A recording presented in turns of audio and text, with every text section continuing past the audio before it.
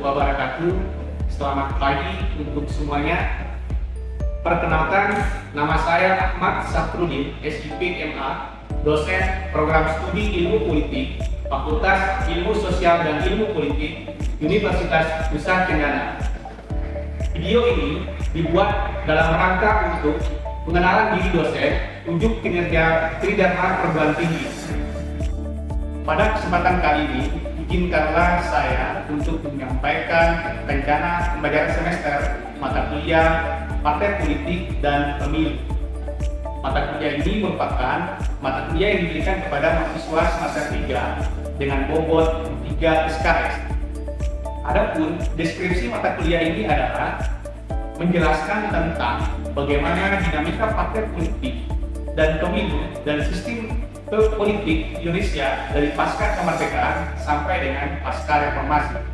Cakupan mata kuliah ini meliputi konsep pemilu dan partai politik, sejarah partai politik dan pemilu, tugas dan fungsi partai politik, fungsi pemilu, tipologi partai politik, kelembagaan partai politik, sistem pemilu distrik, proporsional, dan sistem pemilu campuran.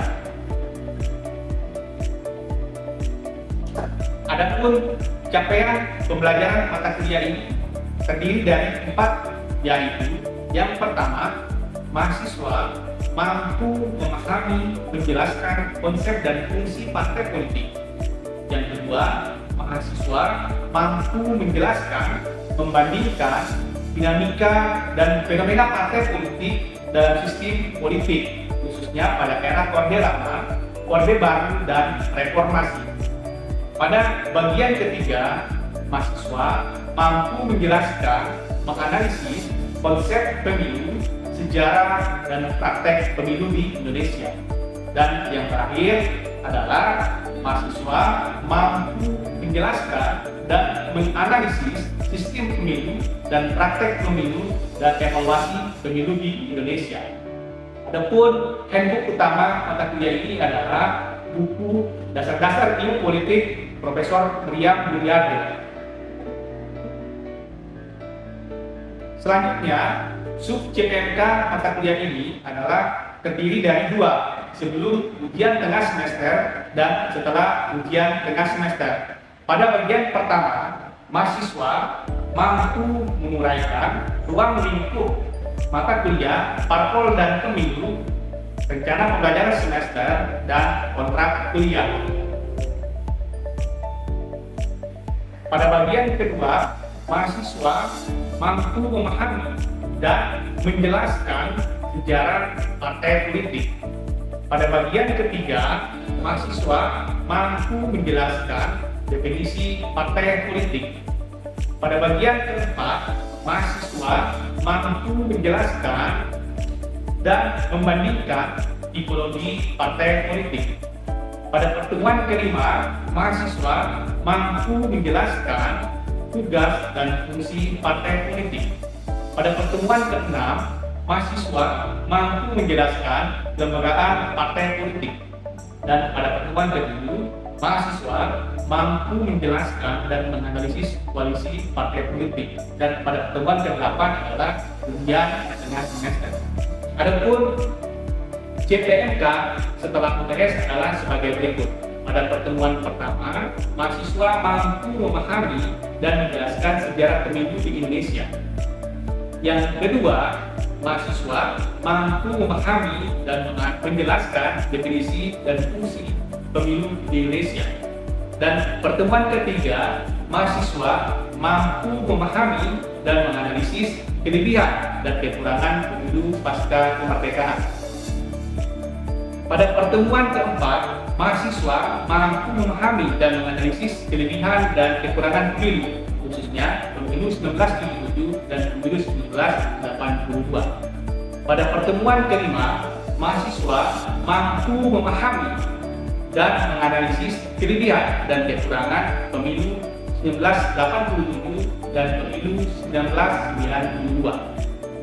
Pada pertemuan keenam, mahasiswa mampu memahami dan menganalisis kelebihan dan kekurangan pemilu pasca reformasi, khususnya pemilu 1999, pemilu 2004, pemilu 2009, pemilu 2014, dan terakhir adalah pemilu 2019. Pada pertemuan ke-7, mahasiswa mampu menjelaskan dan menganalisis praktek sistem pemilu distrik, proporsional, dan campuran. Dan terakhir adalah dilaksanakan ujian akhir semester. Adapun interaction daripada mata kuliah ini adalah bertujuan untuk membangun hubungan antara dosen dengan mahasiswa. Mahasiswa akan menggunakan model student-centered learning, di mana mahasiswa memiliki tanggung jawab, partisipasi, kemandirian untuk belajar secara mandiri. Namun pada kesempatan ini, dosen akan menyampaikan materi yang diupload pada materi e-learning Universitas Nusa Tenggara.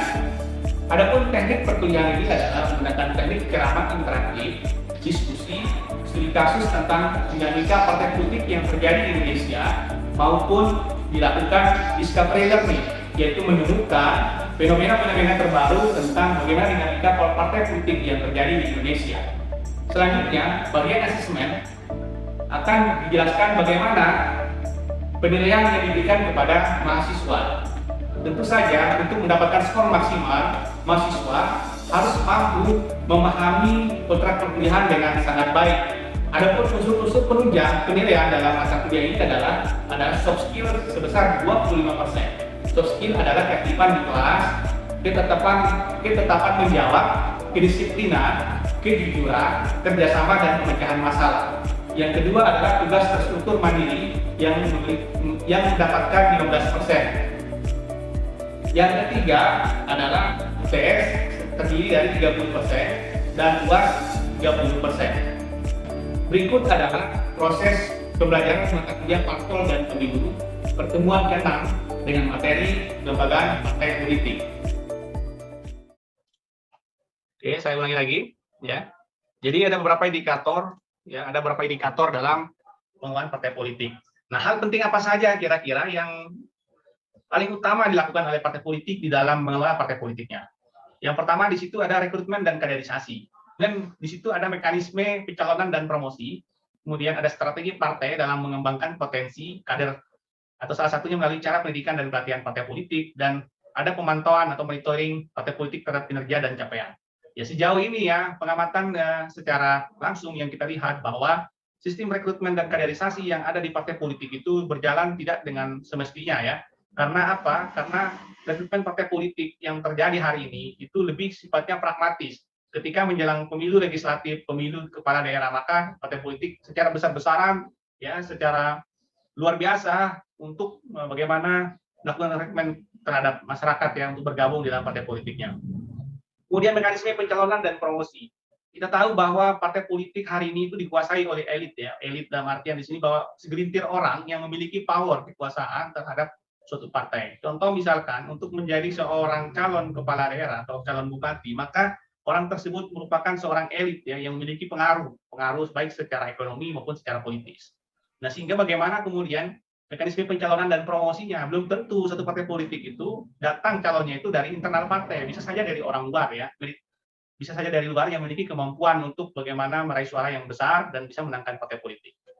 Dan termasuk juga strategi, kemudian kaitannya dengan pemantauan atau monitoring. Nah, inilah yang harus dilakukan oleh partai politik. Nah, kalau ini dilakukan, maka partai politik itu diyakini akan menjadi suatu partai politik yang besar dan berkembang seperti itu. Kemudian selanjutnya, sesungguhnya apa tujuan dilakukannya upaya manajemen, pengelolaan atau tata kelola partai politik? Salah satunya adalah supaya dapat berjalan dengan baik, ya, rapi, apik, teratur seperti layaknya sebuah organisasi ideal. Kemudian dengan itu, tujuan dari pembentukan organisasi atau lembaga itu bisa tercapai secara maksimal. Ya, itu merupakan sebuah upaya ya dari adanya kelembagaan itu. Nah, selain itu, dalam upaya melakukan pemantauan terhadap manajemen partai politik, kita juga bisa melihat hal-hal penting lainnya yang terjadi dalam partai politik tersebut. Di antaranya, apakah di dalamnya sudah ada distribusi kekuasaan atau belum? Sudahkah partai berfungsi sebagai badan demokrasi yang memperluas partisipasi dan akses menuju kekuasaan? Atau justru di dalamnya hanya terjadi dominasi pimpinan atau pemimpin para elit yang berkuasa, yang menurut Michels dikenal dengan istilah hukum besi ya, oligarki. Dan bagaimana ya situasi dan kondisi anggota yang tidak berkuasa. Nah, inilah yang menjadi titik analisis kita ya terhadap sebuah partai politik. Kemudian selanjutnya, sehingga apa yang akhirnya mengatakan kita pada hasil akhir pemantauan dan penyelidikan tentang partai politik, yaitu benarkah partai politik sudah melakukan fungsi pentingnya, kaderisasi, rekrutmen, pendidikan, dan pelatihan politik, atau justru hanya melakukan agregasi pengumpulan kepentingan. Mengapa kader yang loyal, cerdas, dan sudah mengambil lama tidak serta-merta dapat jaminan dalam pencalonannya, tanpa adanya dukungan finansial, tanpa dekat dengan pimpinan partai, atau tidak populer, di mana calon pemilih yang diukur melalui perolehan survei.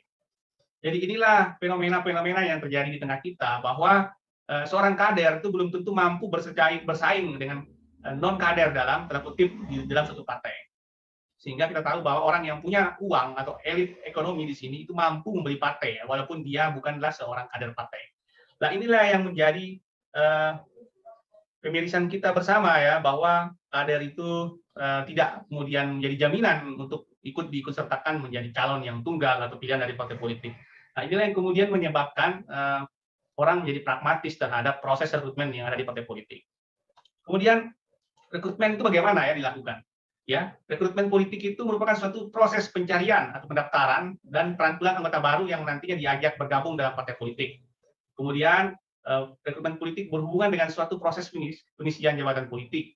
Nah, di dalam rekrutmen politik terjadi proses penyerapan, penghimpunan, dan penyaluran aspirasi politik.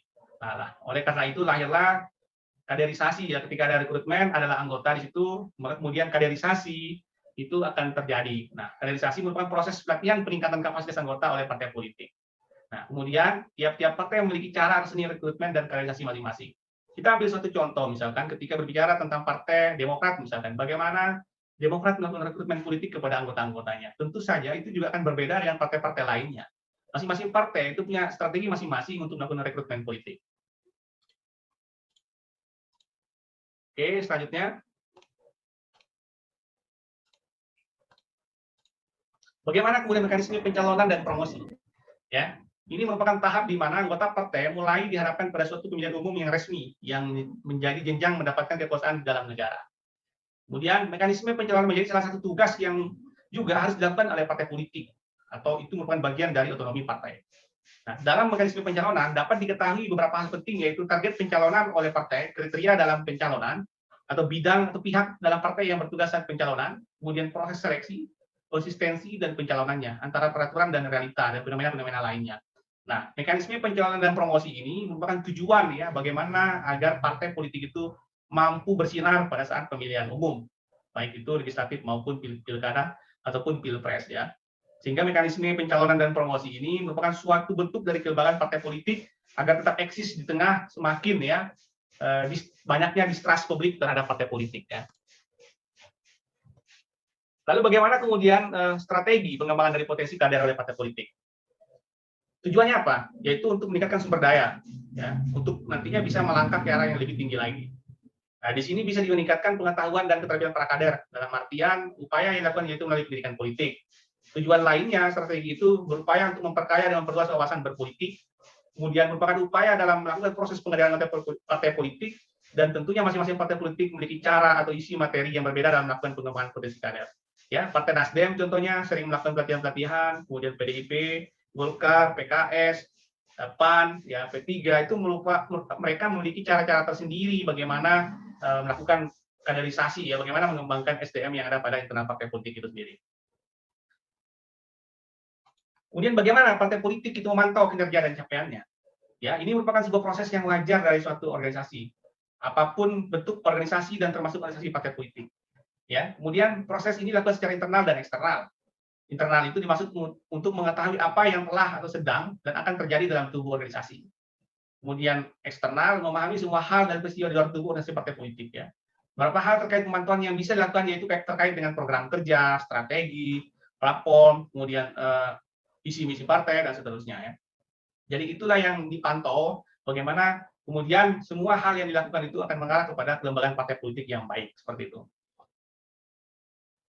Oke, sekian dan terima kasih. Kiranya ada pertanyaan dari pertemuan ini supaya bisa lebih efektif. Apapun kebingungan teman-teman atau ketidakjelasan dalam penyampaian materi ini, sesungguhnya kalian bisa menanyakan kepada saya secara langsung. Kita adakan diskusi maupun tanya jawab ya supaya bisa memperdalam dari materi yang ada pada hari ini. Baik teman-teman, saya persilakan untuk memberikan pertanyaan kepada saya atau ada ingin menanggapi terkait dengan realitas sosial yang terjadi di masing-masing wilayah kalian. Silakan. supaya saya bisa langsung lihat orangnya. Oke, Galdinus Francisco Sucipto, silakan. Setelah itu ada Opua Saragi, ya. Setelah itu ya, harap Opua menyalakan kameranya, ya. Oke, Galdinus silakan. Oke, baik. Terima kasih Bapak untuk kesempatan telah diberikan pada saya. Jadi kita langsung saja Bapak dengan pertanyaannya. Di Indonesia yang saya lihat, rekrutmen kaderisasi politik yang saya lihat tidak sesuai dengan apa yang kita harapkan. Ini yang Bapak bilang tadi, atau juga tidak dipilih berdasarkan kualitas yang dimiliki oleh individu tertentu untuk bisa masuk ke dalam parpol. Partai politik cenderung memilih kaderisasi ini secara ugal-ugalan atau asal-asalan, sehingga kualitas partai politik menurun ataupun mereka tidak bisa menjalankan apa yang menjadi amanah yang telah rakyat berikan atau tidak sesuai dengan apa yang diharapkan. Saya ingin meminta tanggapan dari Bapak, kira-kira solusi baik yang harus dilakukan untuk bisa keluar daripada masalah ini adalah, yang pertama Bapak, kemudian yang kedua, kira-kira apa sih dalang daripada masalah ini? Kenapa sampai parpol bisa memilih kaderisasi daripada parpol dengan sesuai dengan apa yang tidak sesuai dengan apa yang diharapkan? Sekian dari saya Bapak, saya kembalikan. Terima kasih. Oke, baik Galdinus ya. Pertanyaannya kenapa dan solusinya apa, lalu bagaimana, seperti itu ya. Jadi fenomena yang terjadi hari ini ketika berbicara tentang rekrutmen partai politik, kita melihat ya sehari-hari yang kalian bisa pantau sebenarnya di lingkungan terkecil kalian di tingkat kelurahan, atau bahkan tingkat RT, atau bahkan di tingkat kecamatan, ataupun kabupaten yang lebih luas dan kota dan provinsi. Ya, rekrutmen partai politik itu tidak berjalan semestinya. Ya, karena apa? Karena ketika orang ingin menjadi seorang kader, ingin menjadi seorang anggota dari partai politik, itu pasti mereka memiliki tujuan, yaitu tujuan untuk bagaimana mencapai kekuasaan kepada eksekutif maupun legislatif. Nah, tujuan inilah yang kemudian menyebabkan adanya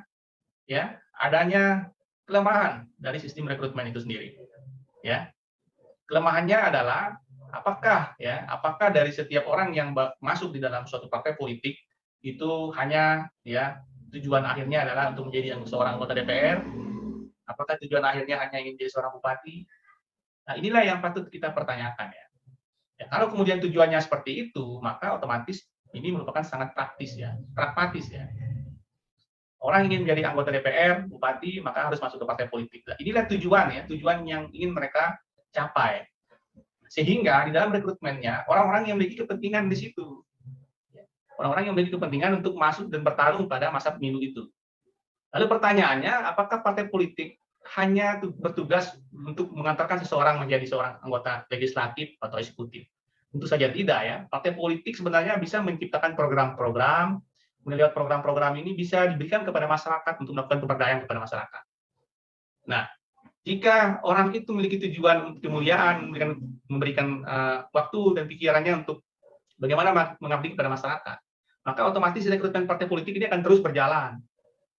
Tetapi fakta yang terjadi bahwa rekrutmen itu datangnya ya mungkin saja musiman, ya, dan bahkan ketika pemilu akan diselenggarakan, baru kemudian 1 tahun terakhir beramai-ramai orang untuk mendaftar di partai politik.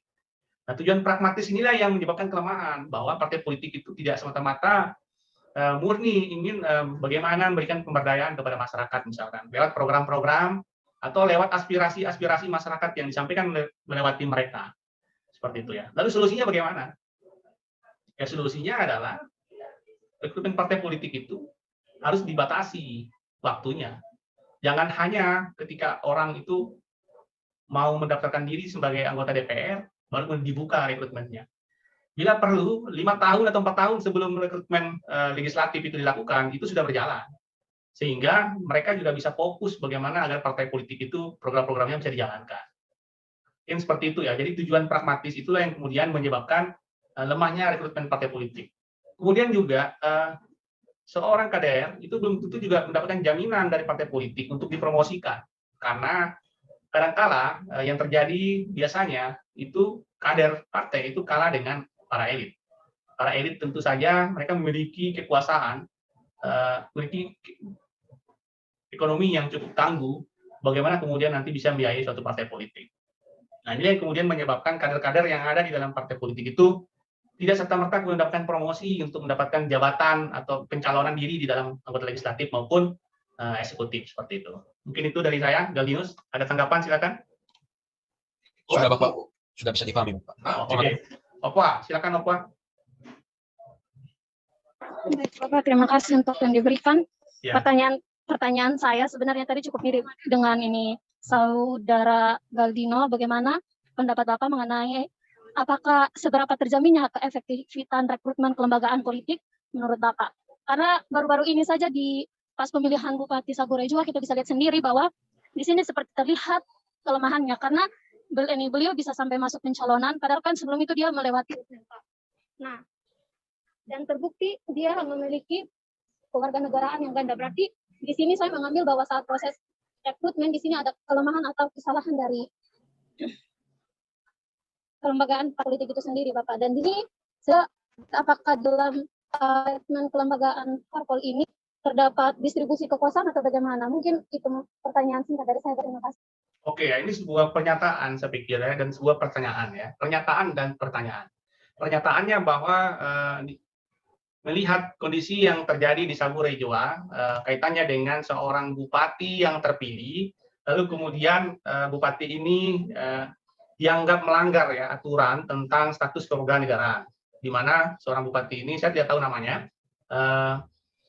merupakan seorang warga dari negara Amerika. Nah, ketika kita melihat kasus itu, maka inilah yang kemudian bisa kita nilai bahwa fungsi kelembagaan dari partai politik itu tidak berjalan dengan baik. Dia berjalan dengan baik. Kenapa? Karena kalau berbicara tentang kelembagaan partai politik, maka tentu saja ada rekrutmen yang baik dilakukan, ada kaderisasi. Bupati tersebut bukan seorang kader ya, bukan seorang kader dari partai itu. Hanya sifatnya pragmatis ya, hanya sifatnya sesaat saja ketika ingin mencalonkan menjadi seorang bupati. Nah, lalu persoalannya siapa yang salah dalam hal ini? Tidak ada yang salah dalam hal ini ya. Tetapi yang bisa kita amati bahwa dari sini kita lihat bahwa fungsi manajemen atau kelembagaan partai politik itu berjalan tidak baik. Sistem rekrutmennya tidak berjalan dengan baik. Kemudian sistem promosi anggota partai politik juga tidak berjalan dengan baik. Sehingga dia mengambil orang dari luar masuk ke situ tanpa memiliki citra, track record bagaimana kemudian sebelumnya dia berusaha untuk membesarkan partai politik itu. Sehingga kesimpulannya bahwa kelembagaan partai politik itu diperlukan, penting dilakukan supaya ya mesin partai berjalan dengan sangat baik. Tidak hanya ketika partai politik itu pada saat menjelang pemilu saja. Oke, terima kasih ya. Itu dari saya, Okwa. Ada tanggapan? Baik, Bapak, terima kasih. Oke, ada yang lain? Oke, satu orang lagi, silakan. Jika tidak ada, kalian nanti bisa langsung isi absen di pertemuan berikutnya dan isi UTS ya. Soal-soal UTS ya.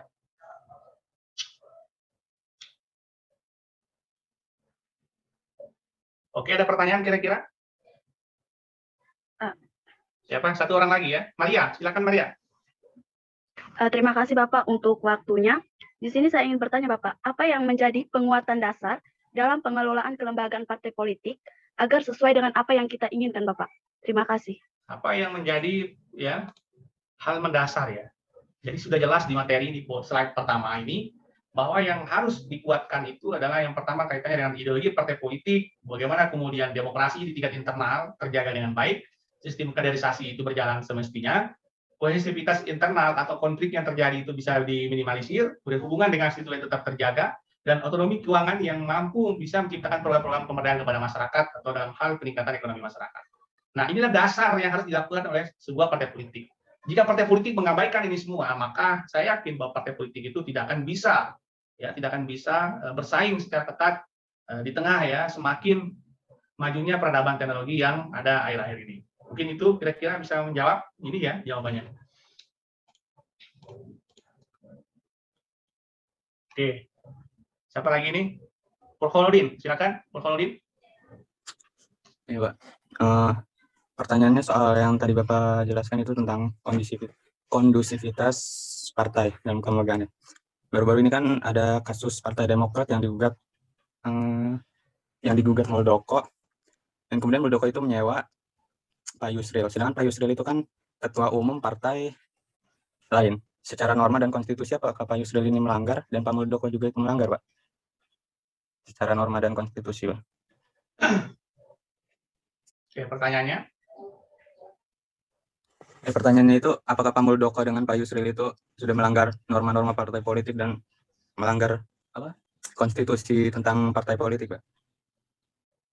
Oke, baik ya. Ini pertanyaan yang bagus ya dan sangat faktual ya. Jadi berbicara tentang Muldoko, Muldoko ini kan orang yang diplot ya, orang yang diplot oleh beberapa kader yang kecewa dalam Partai Demokrat. Catatannya di situ salah satunya juga ada seorang pendiri dari partai politik. Artinya Dewan Pendiri dari Partai Demokrat juga hadir di situ bersama Pak Muldoko. Nah, Pak Muldoko ini kemudian ketika pemilihan di Deli Serdang ya, di Padang, itu menjadi pemenang dari apa yang dilakukan oleh partai politik itu. Kemudian ini mendapatkan tanggapan yang keras dari AHY ya, bahwa kepemimpinan Muldoko itu tidak resmi atau tidak secara hukum terdaftar pada Kementerian Hukum dan HAM. Lalu apa yang dilakukan oleh pihak AHY kepada pihak Muldoko? Tentu saja konflik yang terjadi itu merupakan konflik kepentingan perebutan kekuasaan antara tingkat elit. Lalu kemudian dari pihak AHY melakukan gugatan kepada pihak Muldoko supaya SK yang ada itu tidak diterbitkan karena itu melanggar dari ADRT. Jadi konflik ini terjadi ya. Lalu kemudian dari pihak Muldoko itu menyewa ya Yusril Iza Mahendra sebagai lawyers-nya. Nah, dari pengamatan atau dari cerita ini kita bisa lihat bahwa Yusril di sini itu statusnya atau perannya bukan sebagai seorang ketua partai politik, tapi perannya sebagai seorang lawyers untuk membantu Pak Muldoko bagaimana agar tujuan yang mereka lakukan di Deli Serdang itu bisa dilegalkan oleh Kemenkumham. Nah, dari sini kita lihat bahwa ini merupakan salah satu bentuk kekecewaan. Ya. Tapi kita melihat di sini tidak dari sisi hukumnya, tapi kita lihat dari sisi partai, dari sisi kelembagaan parpolnya, bahwa Demokrat dari sisi kelembagaan parpolnya tidak berjalan dengan baik. Ya, dalam hal melakukan promosi jabatan pimpinan tertinggi. Ya, kita tahu di sini ya bahwa ya promosi yang ada pada Partai Demokrat itu tidak berjalan dengan baik. Ya, kenapa? Karena ketika SBY tidak lagi menjabat di situ, maka AHY lah yang kemudian memimpin. Kita tahu bahwa kaderisasi semacam ini bisa menimbulkan konflik internal. Nah, konflik internal kemudian ya diwujudkan dalam bentuk adanya pertemuan luar biasa ya, pemilihan atau pengambil alihan dari Partai Demokrat yang diklaim bahwa itu sudah cukup demokratis lewat mekanisme di mana para kader dari tingkat kabupaten atau provinsi itu sudah mewakili dari masing-masing wilayah. Nah, tentu saja kelembagaan partai politik yang kita tahu di situ tidak berjalan dengan baik ya, karena mekanisme pencalonan dalam promosi itu tidak berjalan. Nah, inilah yang kemudian menyebabkan ya adanya Muldoko untuk menjadi seorang pimpinan Demokrat, karena AHY dianggap tidak mampu dan belum cukup track record-nya untuk memimpin partai sekelas Demokrat. Nah, lalu penyebab dasarnya apa? Jelas ya bahwa promosi yang tidak berjalan dengan baik.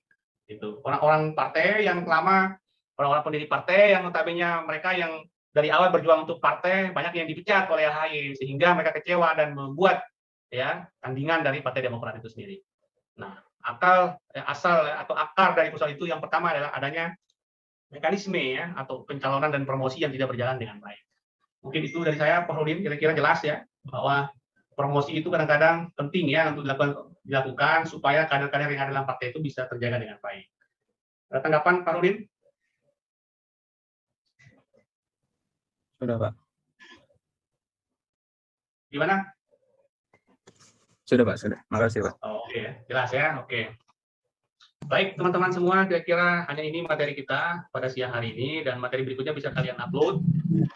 Semoga pertemuan kali ini bisa memberikan bayangan atau gambaran kepada kalian semua bahwa kelembagaan partai politik itu wajib dilakukan secara profesional, ya, dimulai dari ya bagaimana kemudian merekrutmennya, menciptakan kader yang baik, kemudian bagaimana promosi-promosi itu dilakukan dan seterusnya. Oke, teman-teman semuanya, saya kira cukup untuk materi kita dan teman-teman bisa lagi belajar secara mandiri. Materi di pertemuan berikutnya silakan di-download, dan sekarang saya akan share pertanyaan sebagai bentuk dari UTS pada minggu ini ya. Demikian video pernyataan diri dosen ini dibuat sebagai salah satu prasyarat sertifikasi dosen. Terima kasih.